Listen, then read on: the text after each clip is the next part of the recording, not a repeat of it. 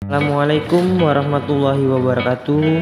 Saya Dedi Saprijal, mahasiswa semester 7 Prodi Perbankan Syariah.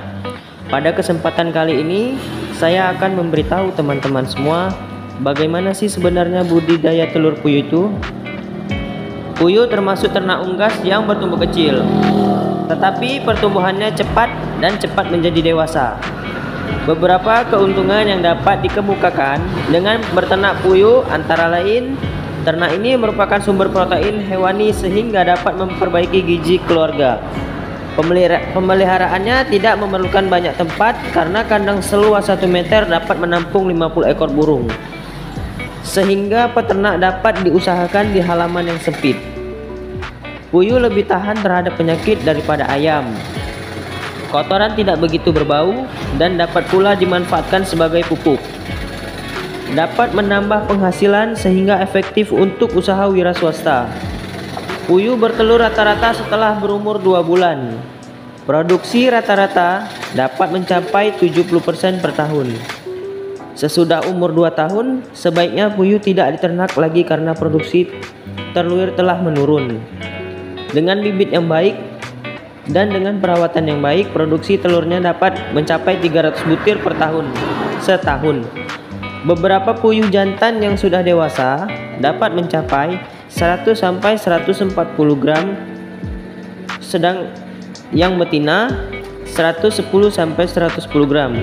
Berat telur 9 sampai 10 gram dan kulit telur putih dengan bercak-bercak coklat sampai hitam. Telur puyuh relatif besar apabila dibandingkan dengan berat tubuhnya, yaitu mencapai 6,25 sampai 8,18% dari berat tubuhnya. Sedangkan telur ayam hanya mencapai 4,5% daripada berat tubuhnya. Telur puyuh mengandung protein 13,16%, lemak 8,24% dan air 73,9%. Telur yang berkadar protein tinggi dan lemak yang rendah adalah baik sekali untuk orang yang diet terhadap kolesterol. Dan untuk step penetasan telurnya, hendaknya dipilih dari induk yang sudah cukup umur. Telur tetas sebaiknya diambil dari puyuh betina berumur 5 sampai 8 bulan yang dipelihara bersama-sama puyuh jantan. Dengan perbandingan jantan betina sama dengan 1:10. Telur tetas itu tidak boleh berumur lebih dari 5 hari karena daya tahan telur akan menurun 3%. Setiap hari sesudah 5 hari penyimpanan, pilihlah telur yang berbentuk dan besarnya seragam, dengan bercak-bercak pada kulit telur yang bersebar merata. Suhu yang diperlukan untuk menetas telur adalah 100 derajat sampai 102 derajat Fahrenheit atau 37, derajat sampai 38,8 derajat Celcius dengan kelembapan udara 60 sampai 70%.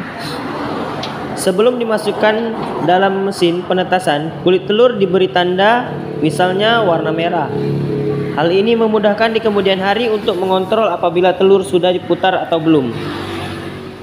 Pemutaran telur dilakukan mulai hari kedua dan diputar 90 derajat paling sedikit 4 kali sehari. Selanjutnya mengenai kandang dan peralatan budidaya puyuh. Kandang puyuh dapat dibuat bertingkat atau bersusun yang bertujuan untuk menghemat penggunaan tempat yang terlalu banyak. Ukuran kandang yang dibuat panjang 1 meter, lebar 0,5 meter dan tinggi 0,4 meter. Kandang dengan ukuran di atas dapat menampung 50 ekor anak puyuh umur 2 sampai 14 hari atau 35 ekor puyuh muda umur 2 sampai 6 minggu atau 22 sampai 25 ekor burung puyuh dewasa. Kandang dapat dibuat bersusun 3 sampai 4. Baiklah, sekiranya ini saja yang dapat saya bagikan kepada teman-teman. Semoga materi dari podcast saya dapat memacu teman-teman untuk lebih kritis dalam berbisnis. Sekian dari saya. Wassalamualaikum warahmatullahi wabarakatuh.